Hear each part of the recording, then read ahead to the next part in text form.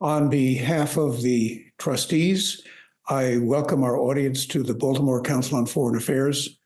A special welcome to our distinguished speaker, Cameron Hudson, a senior fellow at the Center for Strategic and International Studies in Washington.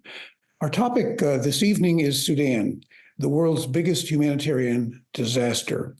The civil war began about 18 months ago, has left up to 150,000 dead. The numbers are not exact. 11 million forcibly displaced from their homes. Half the population of 47 million in acute danger of starvation, and hundreds of thousands already in a state of famine.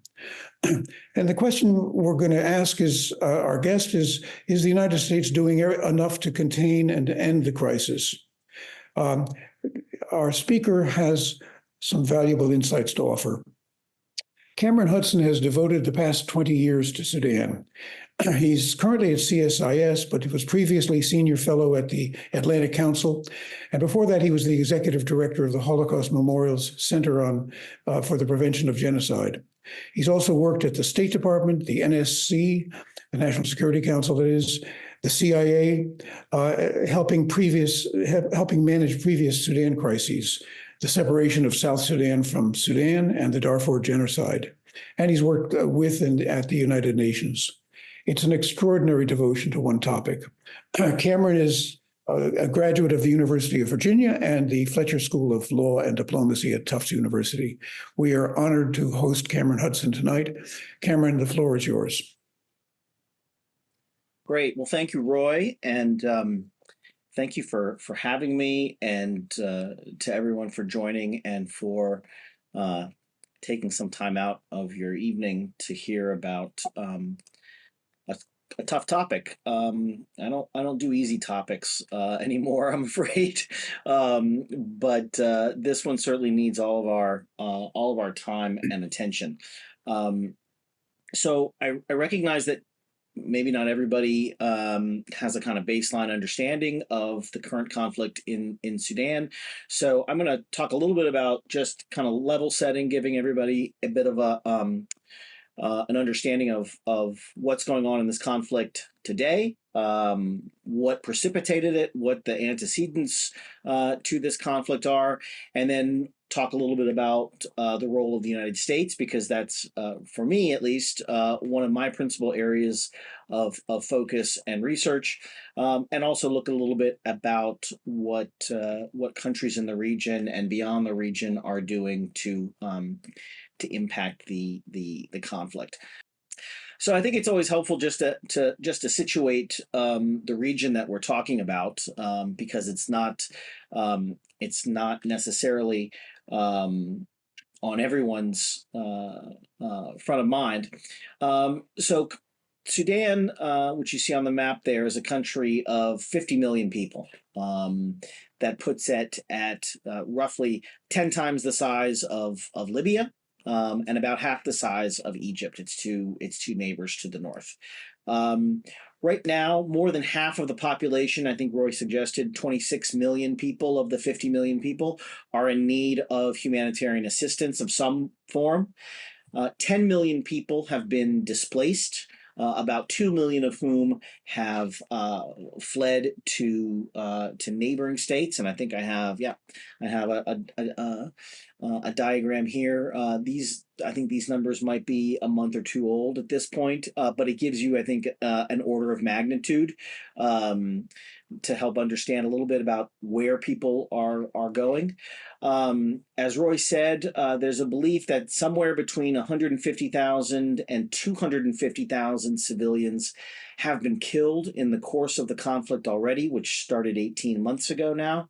And estimates are that without a ceasefire and full humanitarian access into the country, which is right now severely constrained, the UN expects that between 2 and 2.5 million people will die of famine.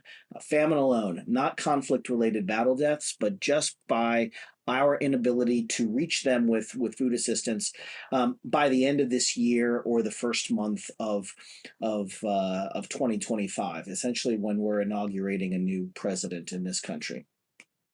projections from the UN again that just came out in the last week at the UN General Assembly suggest that Sudan could have between 10 and 12 million famine deaths by the end of next year if all things remain as they are now in terms of the fighting and also the lack of humanitarian access. So we're talking about upwards of 20 to 25% of the entire population of this country perishing, a country the size of Norway, essentially. So I think really stark numbers. Sudan is the first case of declared famine in the world in a decade. So these are, at least in the 21st century, at least fairly rare occurrences, but certainly not something that we can take lightly at this point. One thing that I hear from a lot of people that I speak to about this is this sense that Sudan has been in a kind of perennial state of conflict. And the question is often what distinguishes what's happening today versus some of the other conflicts you might have heard about in Sudan's history, either the separation of Sudan and South Sudan, which happened a little over a decade ago, or just prior to that, the genocide in Darfur. So these, I think, both captured international attention at the time. But I think there's some important differences between those conflicts and the conflict today, which I think underpin the very kind of pattern of violence that we have seen in Sudan since the 1950s when it gained independence from the British. First, I think that what we are seeing today versus previous wars is a battle against two standing armies. Civilians are obviously a victim; they are caught in between this violence, and some would say that they are also, having these crimes perpetrated against them. That is for sure true. But at its core, this is a fight against Sudan's military, called the Sudan Armed Forces, or the SAF, or the SAF. You'll hear me refer to that in a variety of ways, and the Rapid Support Force Militia, which is a militia group that was stood up during the last presidency of Omar al-Bashir, the longtime dictator of Sudan. I think interestingly, so that's one distinguishing feature, is even though the civilian casualty count is quite high, this is still a war against two essentially standing armies. The second big difference that I want to just highlight is that in past violence in the country, and I'll go back to let me see, I'll go back to this slide. Which you'll see Khartoum State, the capital state, in red there, sort of in the middle. At Darfur in the western quadrant of the map, and South Sudan actually off of the map. This doesn't show. This shows what is today Southern Sudan, but not South Sudan. South Sudan, the country, is below this area that says Abyei area. Sudan has traditionally been a country that experiences violence in its peripheries. That it has traditionally been the central government in Khartoum, controlled by what they call Northern Nile Arab elites, who control the power and the wealth and have centralized it essentially in the capital, Khartoum, carrying out crimes against minority tribes, primarily in the peripheral areas. And so that means the four states of Darfur, the two states of Kordofan, what was then South Sudan. So those areas, the areas essentially not with the Nile flowing through. This is, unfortunately, this map does not show the Nile. The Nile there's a blue Nile and a white Nile. The two Niles converge to form the Nile in the capital city, Khartoum. But everything, essentially, the states south of Khartoum are where the two Niles flow in from Uganda and South Sudan and and Ethiopia, and they form really, I think, the kind of the cradle of Sudanese civilization, going back to the time of the pharaohs, quite frankly. And so many of Sudan's elites view themselves as descended from this ancestry, and they have a good deal of racism built into their worldview against what are predominantly African tribes in the peripheral areas of the country. And so that has been, I think, the pattern of violence in the major wars that Sudan has experienced since independence. It is an Arab elite trying to subjugate an African minority tribe in the peripheral areas. Now, the irony is, of course, that the wealth generation in the country largely comes from peripheral areas of the country. So whether it's gold mining in Darfur, whether it's agriculture in southern Sudan, whether it is what they call gum arabic, which is one of the principal exports of the country, from the Kordofans, most of the wealth gets pulled out of the ground somewhere in these peripheral areas, but the money is made and concentrated in the capital. I think that this conflict, unlike past conflicts in Darfur and in South Sudan, has much less of the kind of tribal and religious overtones that previous conflicts have had in the south of Sudan, that had traditionally been a Christian area, in the west of Sudan that had traditionally been an African tribal area. While some of the contours of that past violence are present today, they are not the drivers of the conflict. I think we can say that the real driver of the conflict in Sudan today is this war between essentially these two standing armies and these two generals who lead them, to determine who will control the state and what direction the state will take. And so I want to just spend a couple of minutes talking a little bit about how the violence started, and kind of where the seeds of conflict were planted. By and large, the current present day conflict emerged from the ashes of the Darfur genocide more than a decade ago.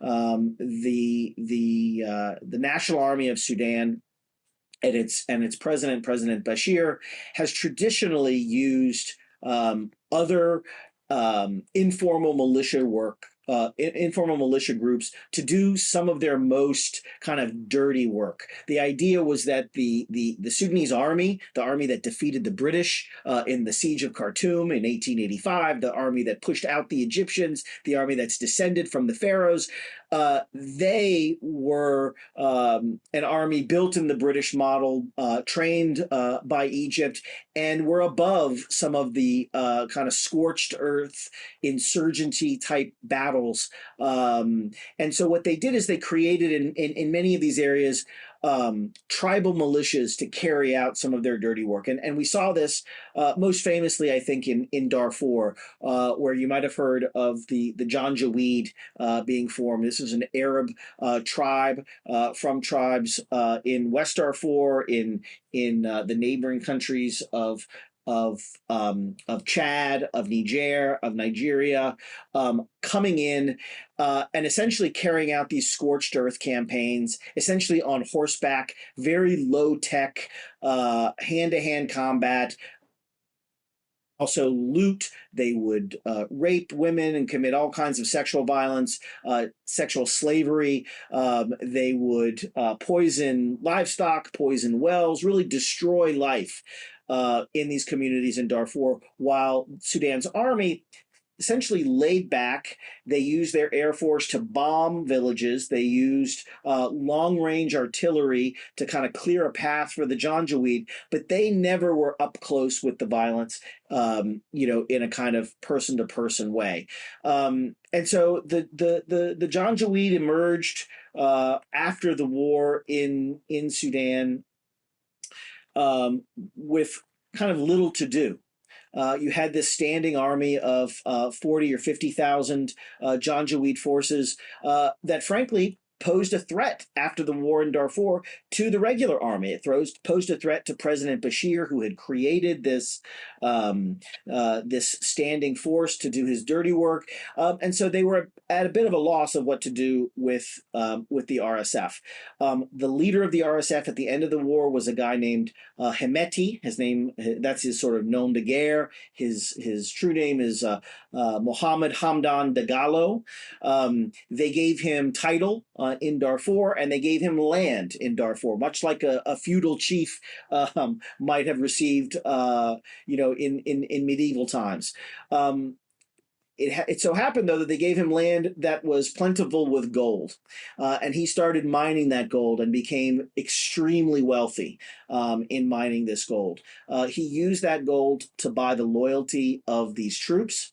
And then in the sort of mid-2010s, along came a couple of conflicts within the region. In the north, Libya, with the overthrow of Muammar Gaddafi, fell into civil war, and the Janjaweed forces were recruited as a mercenary army to go into Libya and fight, and they were paid quite handsomely to do so.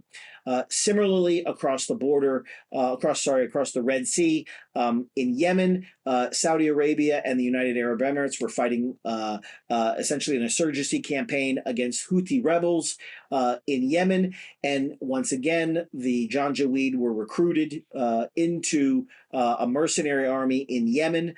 I think both of these experiences did something, I think, very important that sowed the seeds for conflict today.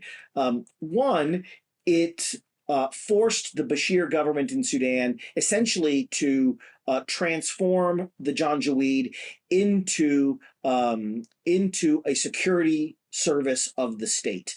The Bashir government wanted to take credit for these soldiers being sent to fight these other wars so that it could call in favors from the Saudis and the Emiratis and the Libyans.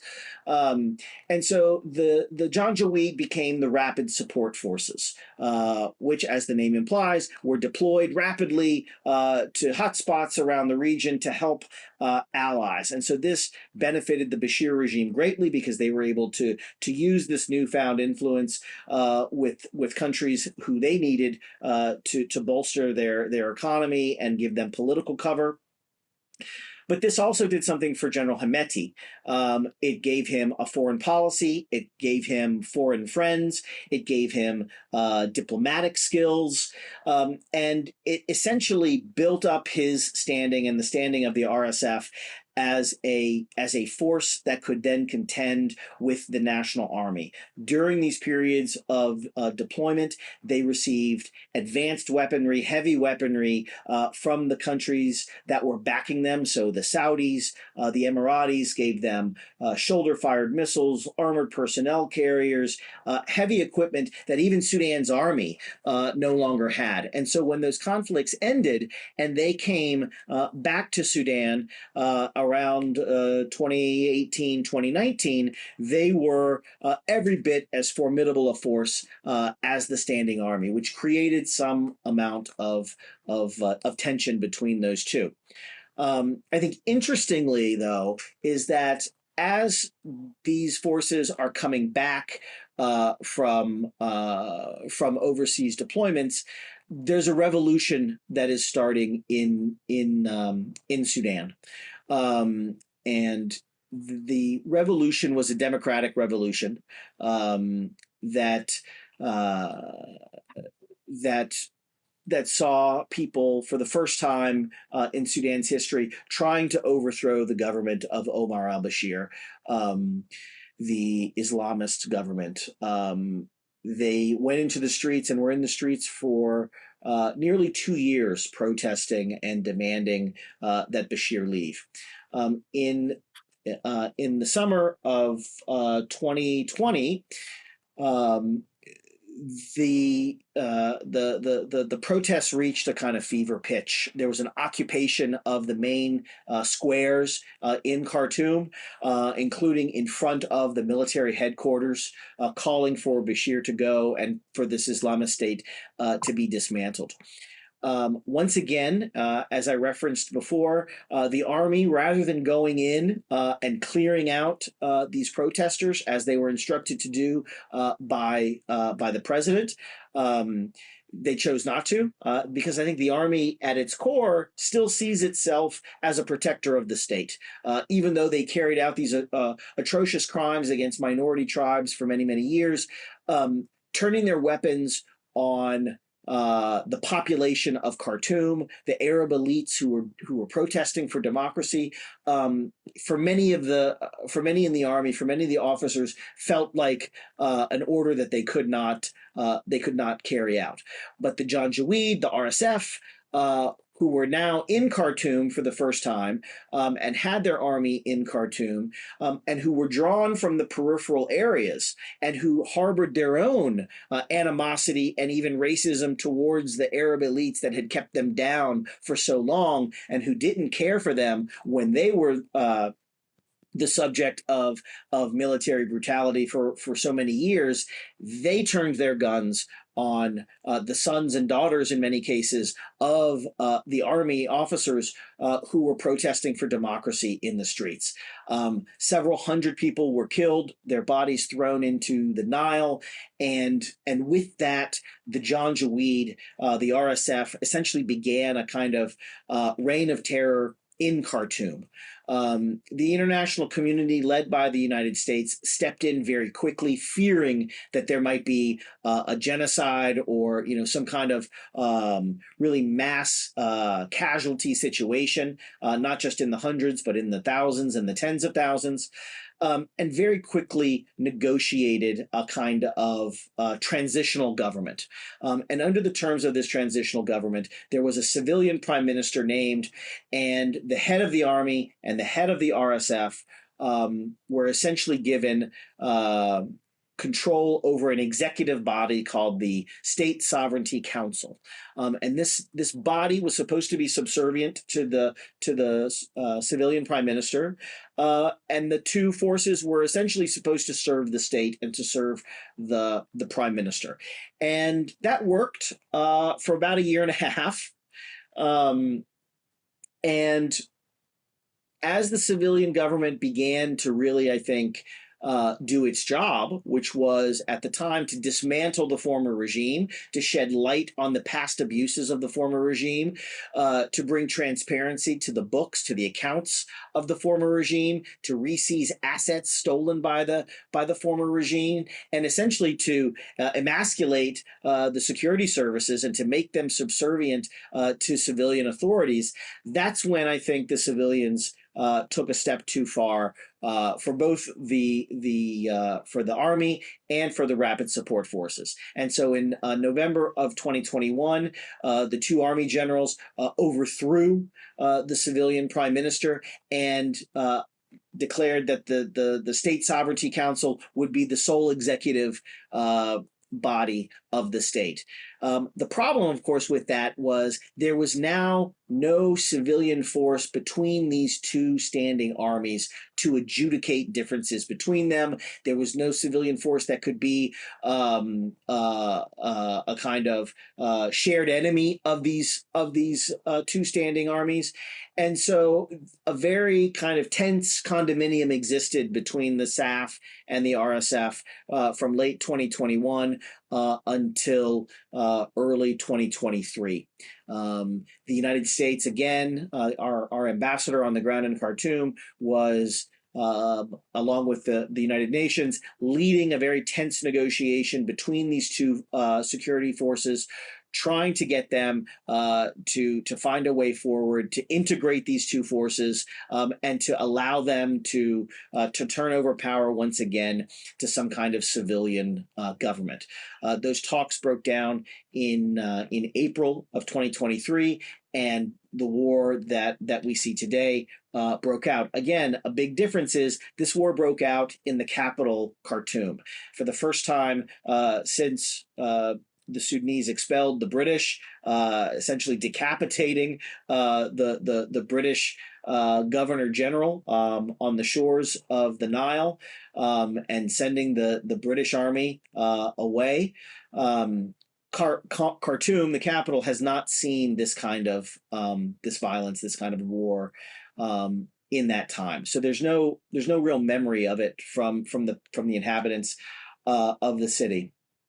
And the conflict has spread out from there, now essentially touching most of the areas of the country.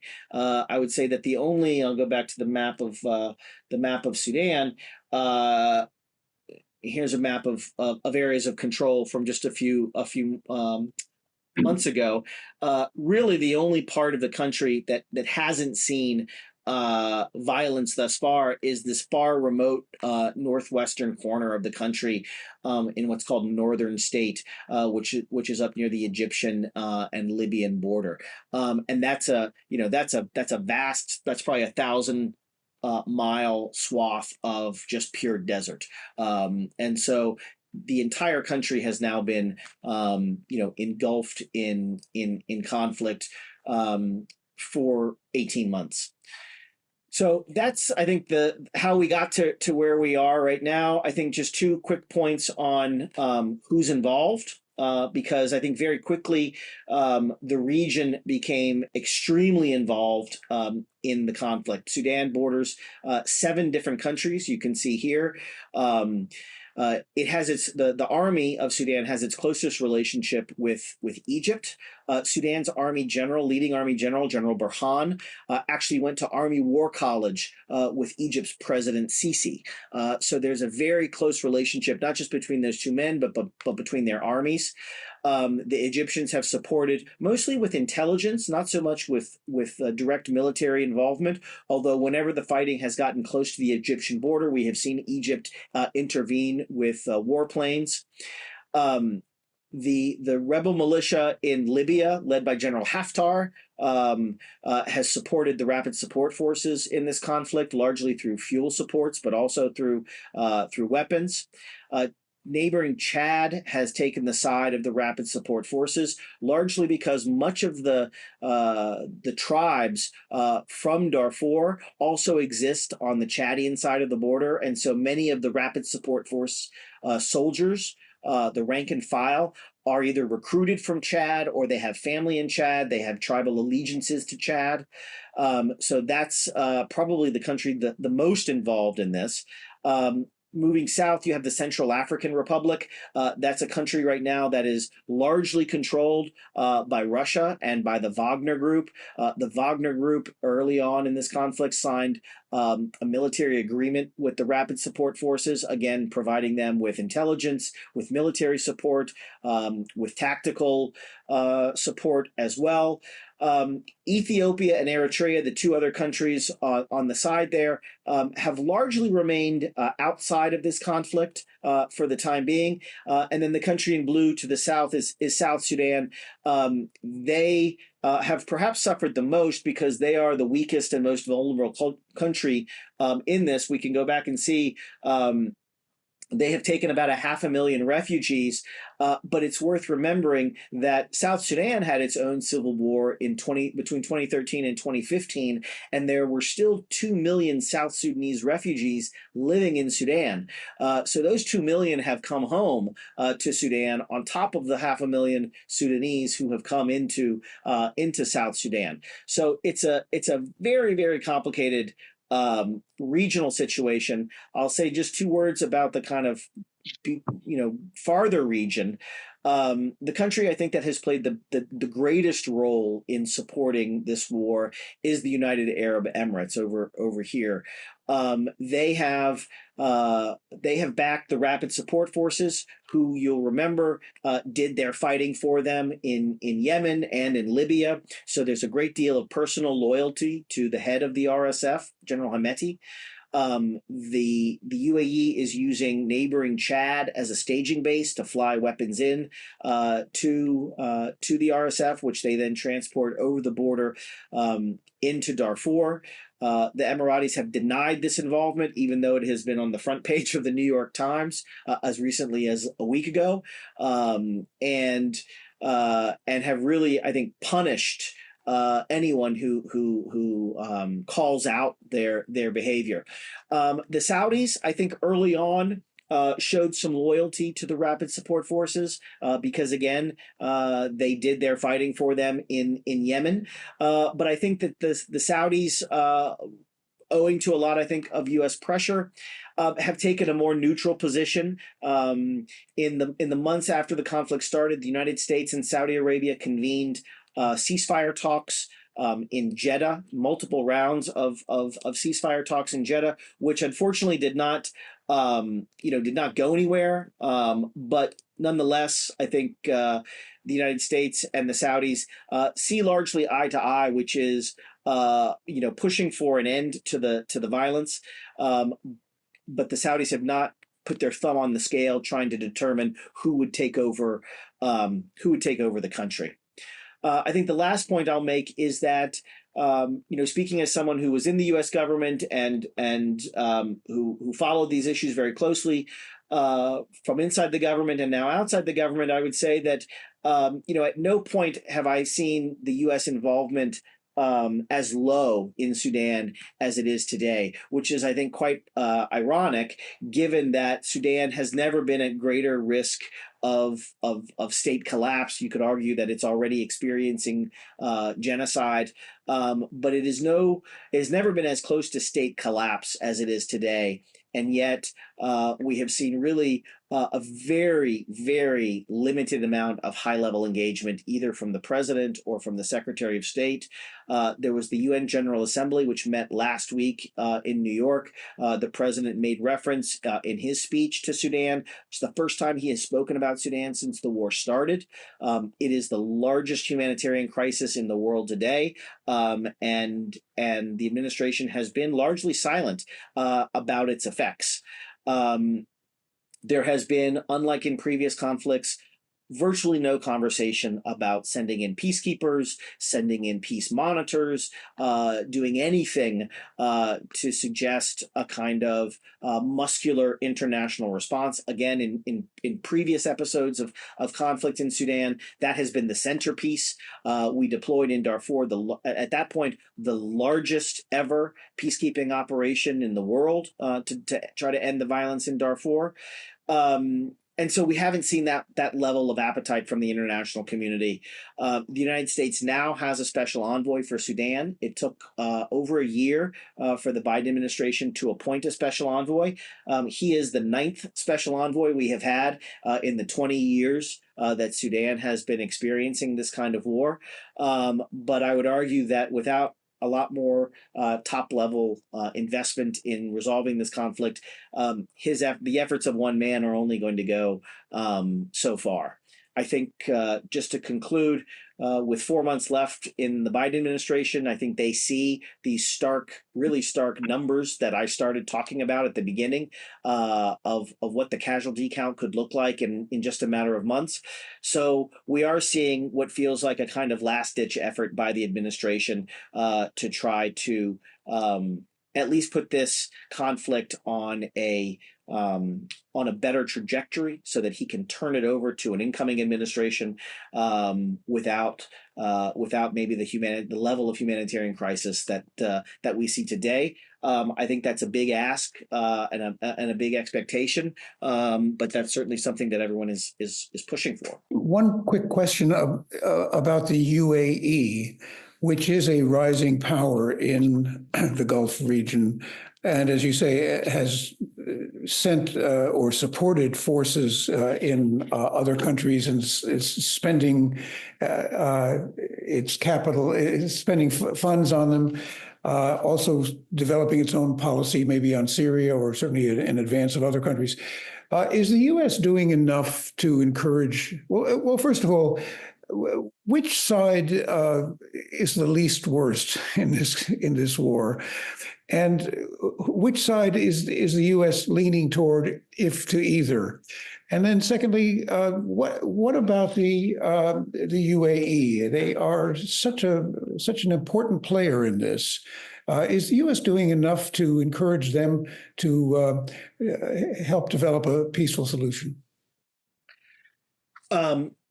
So in answer to your first question, I think it's a great one, and it gets to the heart of, I think, the the paralysis of U.S. policy, this idea of who is the least worst. And I think that's because I think when the United States is the most effective at mediating or at ending a conflict, it's when there's a clear good guy and a clear bad guy, and we can bring our pressure to bear on one side versus the other, and we can kind of tip the balance one way or the other, right? And we can be unapologetic about what side we've taken.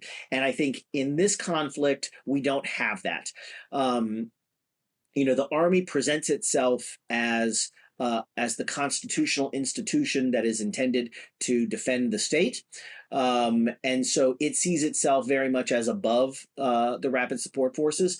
But we know that the Army has this long history of human rights abuses and atrocity crimes committed against civilians. And that's not something that we can or should erase from our memories. And so it's very difficult to square these two versions of the Army, one as defender of the country and the other as oppressor. So I think that has made it a real challenge. I think that there's another challenge here, which I haven't talked about, which is this idea of a third way. Well, if we can't back either of these two sides, is there some civilian coalition that we can back? Is there a civilian politician? Is there, some non-army general or uniform wearing general that we can back? And the problem there is that there is no obvious candidate, not to us, but also not to the Sudanese people. The Sudanese political class has been co-opted and bought out and really lost a lot of credibility in the eyes of the Sudanese people over generations. And so there really is no national level figure who we can invest in. There's no one from the diaspora. There's no one who we can offer or we can back as an alternative to either of these two generals. And I think that's fundamentally the challenge that we face. I have made the argument unsuccessfully that I think for the sake of ending this conflict, we would be wise to back Sudan's army in ending this conflict. And I say this because as someone who has negotiated peace deals with Sudan's army, this is a group that does make peace deals. This is a group that can sit at a negotiating table in Geneva and sign their name to something and have lawyers look over it and implement it. I think we cannot that the army negotiated a peace deal with South Sudan that ultimately allowed South Sudan to become an independent country. South Sudan had 2/3 of the national revenue with the oil in its ground. The Sudan army signed a peace agreement. I just want to underscore this. They signed a peace agreement allowing 1/3 of their country to become independent and take 2/3 of the national revenue with them. And they have respected that peace agreement from the day it was signed. And so, I mean, yes, there have been disputes, and yes, there has been, further negotiations. But the South has never been reinvaded by the North, and the South has kept its oil revenue since its independence. And so, I believe that there's a way forward to negotiate with Sudan's army to turn over power to civilians going forward. That's not a path that the Biden administration is right now interested in going down. On the point about the UAE, I think again, it's a good point and it's a good question. I think that this is one of those. This is one of these times where American values and American interests are at odds with each other.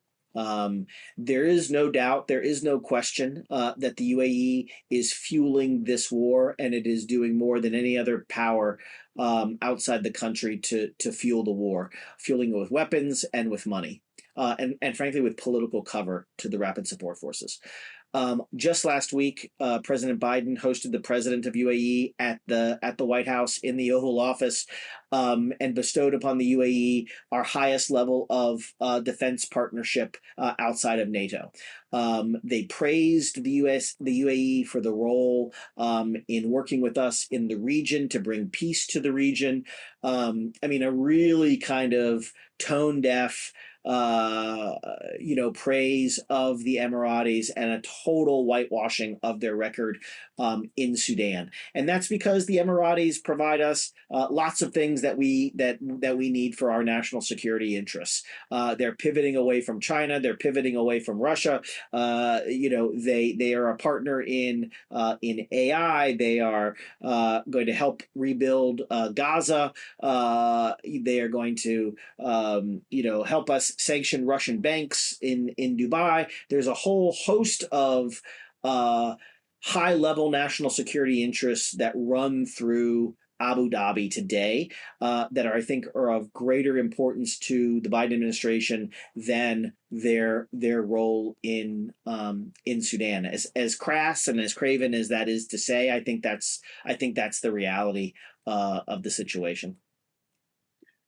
Well, that's pretty grim because it looks like a number of U.S. allies or moderately led countries or countries in the region are supporting the post-Janjaweed, the RSF, which seems like it is the worst of the worst countries. I should remind all of our viewers that we're happy to take your questions. Just use the Q&A function at the bottom of the screen. Can the U.S. put pressure on the UAE? Is there some reason that we can't chew gum and walk the walk at the same time? I mean, the UAE it probably has some very competent diplomats and thinkers, but it's really punching above its weight class in most regards, and it's interfering or involving itself in places far away from the Gulf. I mean, shouldn't somebody be making an effort to trim their wings a little bit? Well, I certainly agree with that and think so. I think what if I could kind of parrot what I heard from the Biden administration early on, because the UAE has been fueling this conflict from day one. I think one of the things that you hear from people in the Biden administration, and I don't mean to single out the Biden administration because I think we would probably hear the same from, a Trump administration, quite frankly, is that the UAE has more skin in the game. They will say that we don't have, we have a kind of humanitarian imperative and a moral imperative to not see this kind of mass violence. But ultimately, we don't have real strategic interests in Sudan or national security interests at stake in Sudan, or at least ours are less consequential than the Emiratis, who see this as their backyard, who see Sudan just on the other side of the Red Sea from Yemen, where they have faced a security threat in the past. They see Sudan as their breadbasket. Both Saudi Arabia and the United Arab Emirates get the vast majority of their livestock and of their foodstuffs from Sudan. They own most of the agricultural sector of Sudan. So for Gulf Arab countries, they look at Sudan as a food security issue. The United States recognizes that, and I think at least early in the conflict, I think we probably gave the Emiratis a too wide a berth under this acknowledgement that they have more at stake than we do, and so we should let them kind of run point on the response. Obviously, their effort to run point, I think, has run them, headlong into the kind of values-based argument that U.S. officials would make. And so that's been the problem. I think that the way the Emiratis have approached our efforts to pressure them, they have really made it an all or nothing deal. So the slightest criticism of them publicly has, they have used to say, well, maybe we'll go to China, or maybe we won't impose that sanction on the Russian bank. So there's a real kind of quid pro quo at work here, where I think the Biden administration has been chastened, and is frankly fearful that the harder that they push on the Emiratis, the less cooperation we're going to get from them on the things that really matter to us. And so again, I keep going back to this kind of binary of interests and values, because at some point our interests and our values, they collide, and at some point it becomes a bit of a zero-sum game. And right now, I think our interests in seeing the Emiratis kind of close to the U.S. and in the U.S. orbit, that's winning out over our values of seeing an end to this war. Maybe in this connection, Dean Ertwine, one of our board members, asks, other than humanitarian concerns, what are the U.S. national interests in Sudan? Well, I think that the challenge, as I see it, is that our national security concerns in Sudan are probably the second or third order effect of state collapse in the country, right? So it's kind of it's a temporal problem. So our concerns are not in the here and the now. It's a year from now or 2 years from now when the country collapses, right? So Sudan from 1997 until 2020 was a state sponsor of terrorism. It was home to Osama bin Laden in the 1990s, Hezbollah and Hamas, which are not having a good few weeks. Or had fundraising offices in Sudan. Sudan for the better part of 30 years was a kind of terrorist bazaar, and was rightly on our list of state sponsors of terrorism. We struck terrorist targets, or what we thought were terrorist targets, during the Clinton administration in Khartoum. The Israelis have struck at terrorist targets in Sudan over the years, and so there's a real fear that Sudan could return to those roots, and I think that's a genuine fear when you look at our own experience in Iraq, because what some people talk about is essentially dismantling the army because of its roots in this Islamist government that existed before under Omar al-Bashir. We saw what happened when we dismantled the Iraqi army and de-Baathified the Iraqi army.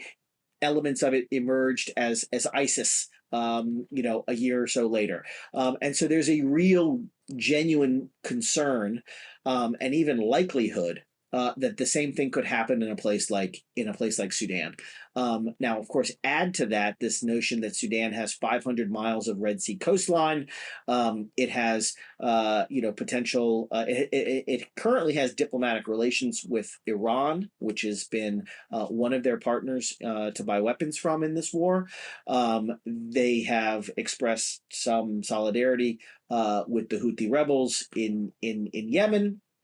So again, you can see very quickly how a collapsed state or a failed state in Sudan could spread instability into the Arabian Peninsula, across the Sahel region of Africa, which is already experiencing terrorist violence. And then just to add to it, if that wasn't enough, the Russians are seeking to establish a kind of beachhead in Sudan. Russia's army came and signed a formal naval agreement with the army in Sudan over the course of this war, in exchange for selling the army weapons.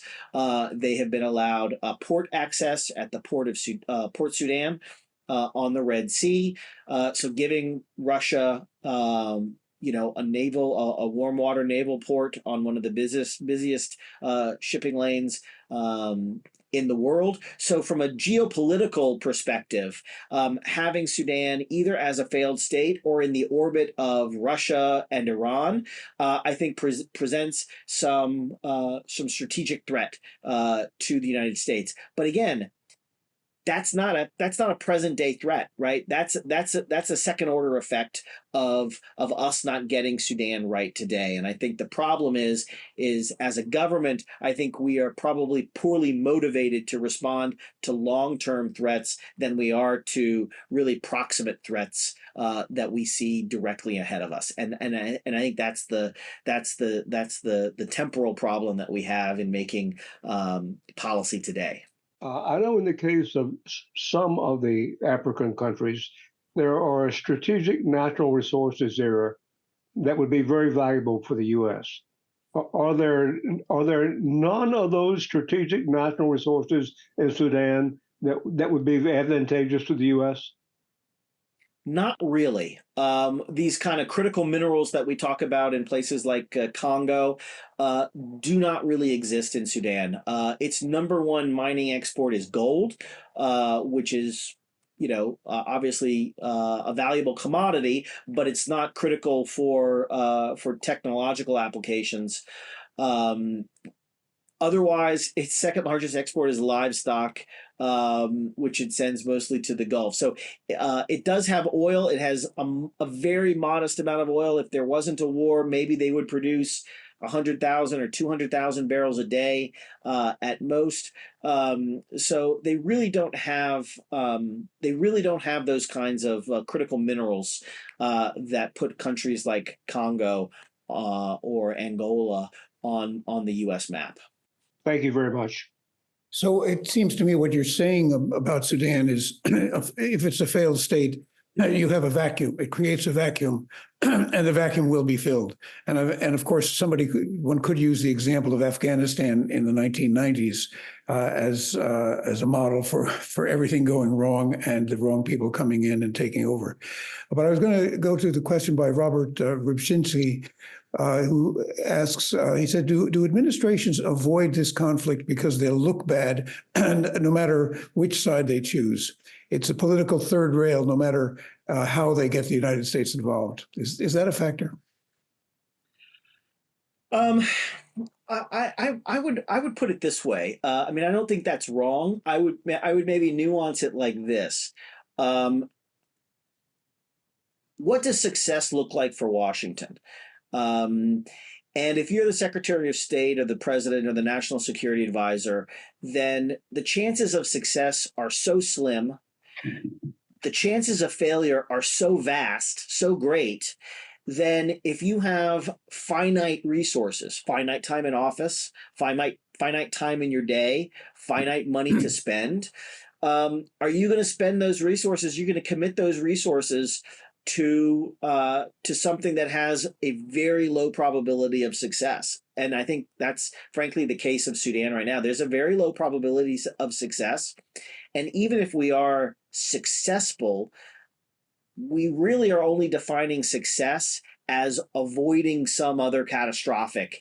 It's not necessarily an achievement where we've gained something. We've just avoided a worst case scenario. That's essentially success in Sudan right now. And so I think, rational actors in our leadership look at Sudan and they say, is it really worth the time and the commitment of resources? And I think that's the problem, is that we commit just enough resources, time and attention and money and whatever else to avoid that worst case scenario, but not enough to actually end up fixing the problem. And so I remind you all, this is the 9th special envoy that we have had, right? We have never addressed, in all of the Band-Aids that we have put on Sudan and all the interventions diplomatically that we have done over the course of the last 25 years, we have never addressed the core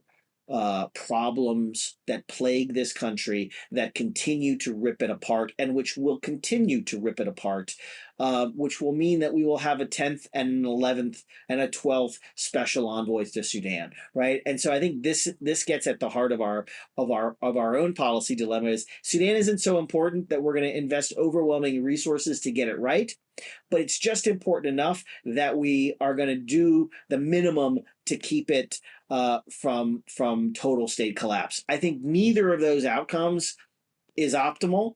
And what it does is it just keeps us perennially involved in responding to crisis after crisis in this country. The UN used to be the repository of the hopeless places on Earth, the forever wars, the internal conflicts that have no end. Anyway, Rohan asks the question, and his question is, how would you evaluate the United Nations response to well, he says South Sudan, but I think he's really referring to all of Sudan. I don't know the details of any proposals, discourse, or initiatives the United Nations has yet presented.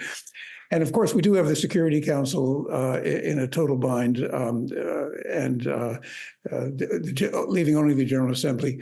Has the UN done anything? I know they're compiling figures and statistics and screaming out loud for help, but can the UN do anything under the current deadlock?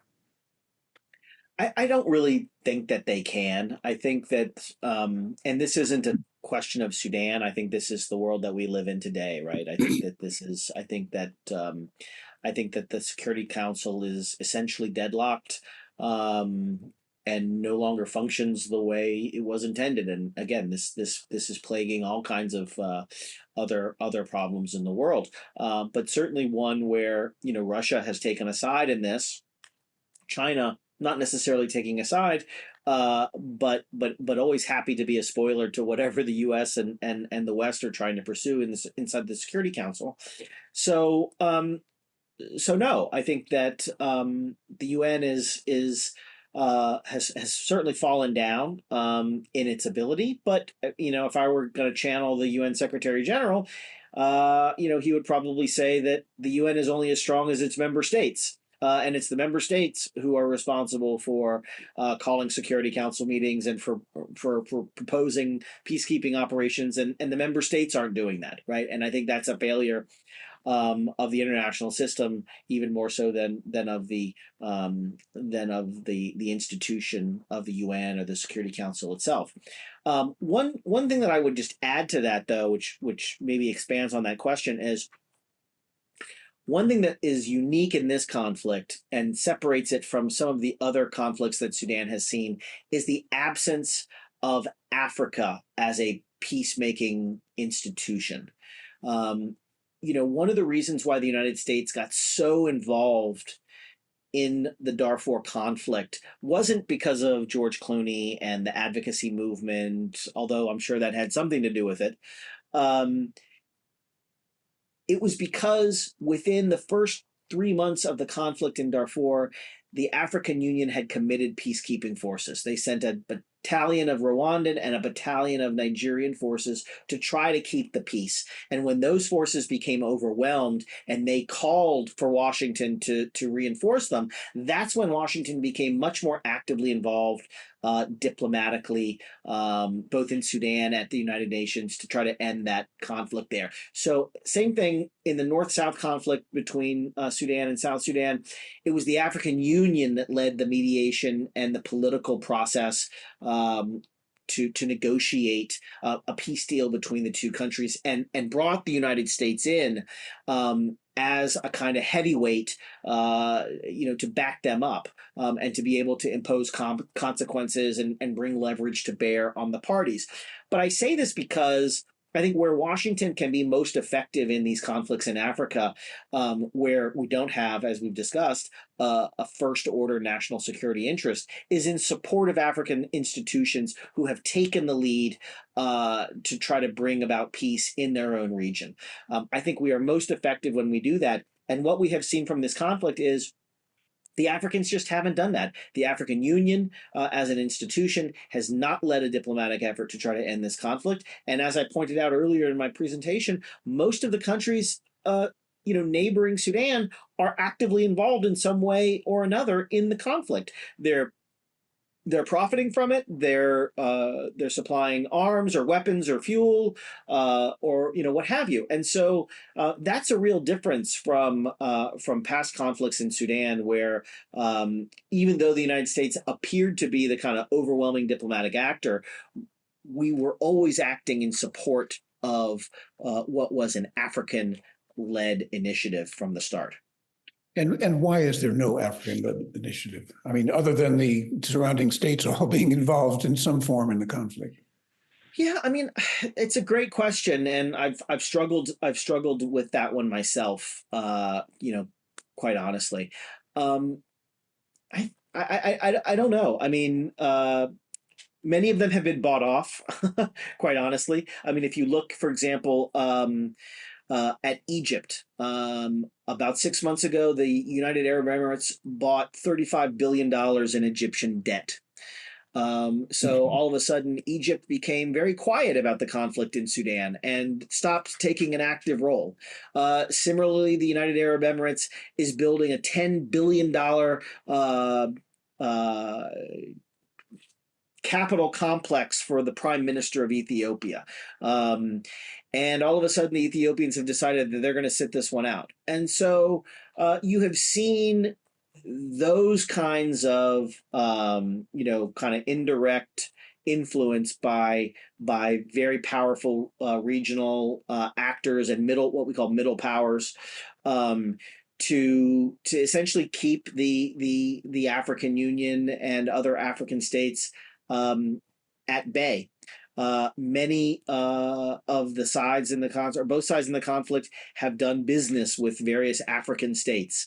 Hemeti has this gold business, and he has very wisely used banks in Kenya, in Ethiopia, to launder his gold proceeds. So he has billions of dollars sitting in regional banks. That buys a lot of goodwill from those governments. When you park billions of dollars in their banking system and give them that liquidity that they need. So it's a complicated network of why Africans have not taken the lead on this like they did in the past. So, Mr. Rastogi had one more question, which is about Sudan itself.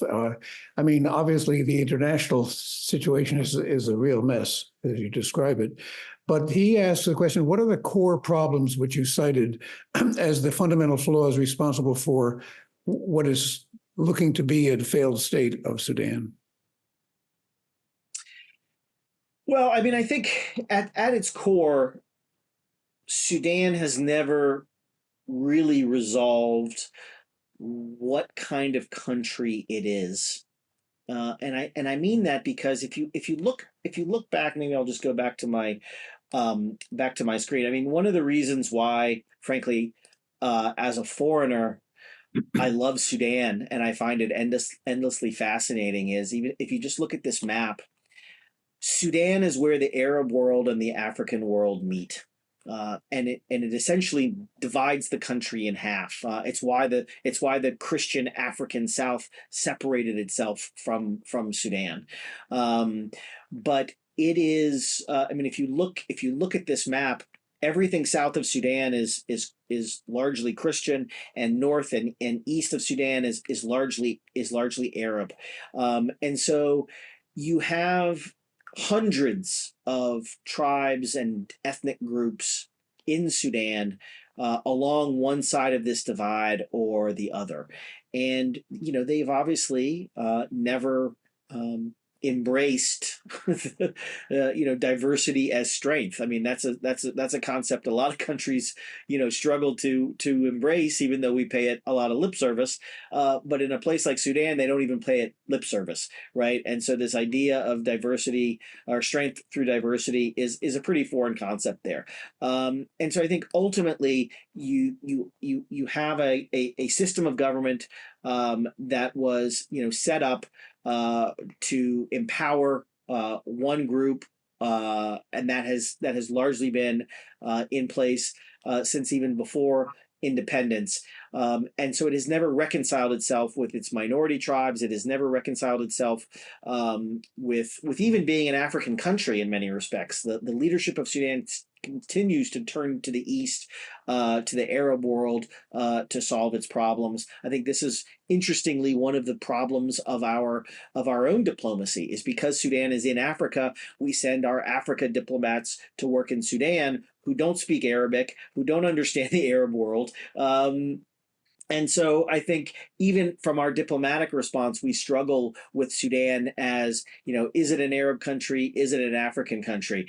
And when you look at its founding documents and its founding principles, even Sudan to this day continues to struggle to see itself as either Arab or African. And I think until we can begin to help them resolve some of these questions of identity, and who belongs and how they fit in, we're going to continue to see the kind of social fabric of the country pulled apart. And the only response to social fabric being pulled apart in this part of the world is through very strong military governments and very authoritarian governments. That's the only way that in Sudan, at least, they have been able to try to keep the peace, even though, as we have seen, history is, the majority of their history is a history of war, not peace. So clearly there has to be a better way forward. They haven't found it, and we've not been able to foster it.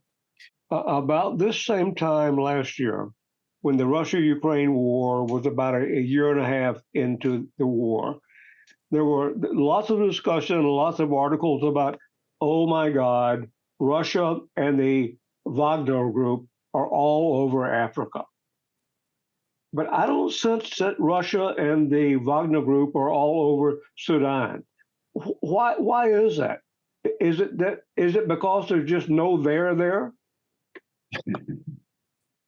Well, no, they are both there in Sudan, although I think to a lesser degree right now. Before the war started, the Rapid Support Forces signed, I think I mentioned, signed an agreement with the Wagner Group to help them with training and weapons purchases and things like that. And this is very typical of Russia, where, as I've said it, they use a kind of front door, back door strategy in countries. So you have the Wagner Group signing an agreement with this militia group in the country, and then you have the Russian Ministry of Defense signing agreements with the army of Sudan, trying to get a naval agreement and a port agreement. And they ride both horses until they can figure out which horse is going to win this race, and then they switch allegiances. And so that seems to be what's going on right now. I think we have seen far less support from the Wagner Group in recent months, and we have seen more direct support from Russia's Ministry of Defense for Sudan's army, essentially saying, we think this is the horse to back in the long run. I think the other piece of this that if I were to just go back to the map real quick, I would say that if you look at this map of Africa, you have Russian forces in Sudan, in Chad, in Niger, in Burkina Faso, in Mali. They're trying to establish forces in Cameroon. They have some forces in Libya, right? So Sudan is a kind of pearl in the necklace of linking up, warm water ports in the Mediterranean, the Atlantic, and the Red Sea. If Russia could achieve that, then it would be able to, direct power and influence across, multiple continents in a very threatening manner. So I think that that's really Russia's end goal, and Sudan is critical, to helping them achieve that. So I wouldn't count Russia out here at all. I think that they have, unlike the United States, I think they have a much more defined view of what their long-term strategy is, and we have seen that they are, very willing to pursue any means or methods to achieve that strategic endgame. Cameron, thank you very much.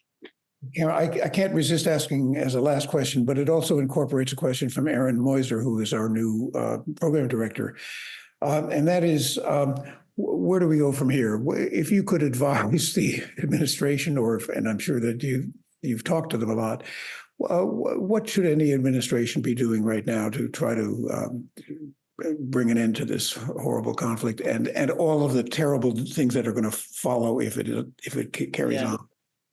Well, I think that the administration a few weeks or months ago believed that um, a ceasefire was their top priority, because a ceasefire would allow us the kind of humanitarian access that we need to avoid that worst case scenario of 2 million deaths by the end of the year, right? And I think that really has to be our priority, is avoiding that mass casualty situation that's coming, if we don't do anything.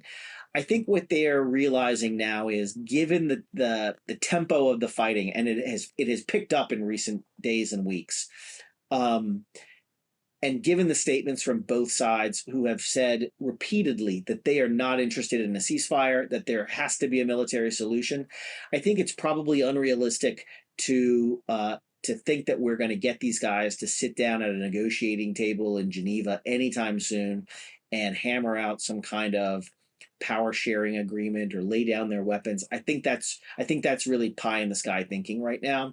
And so I think the best that we can do is use our leverage to try to get these, whether they're humanitarian corridors, whether they're safe zones. Roy will remember this from the Balkans days. We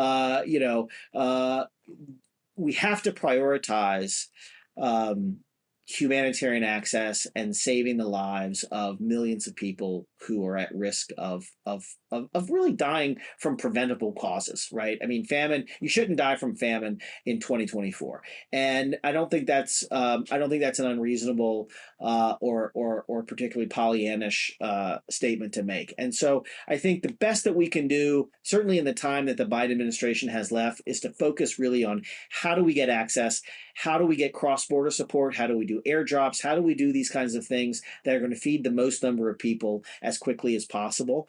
And then hopefully in the process of doing that, you can some way begin to either build confidence with the parties, or maybe the conflict unfolds in a different way that creates new openings for dialogue.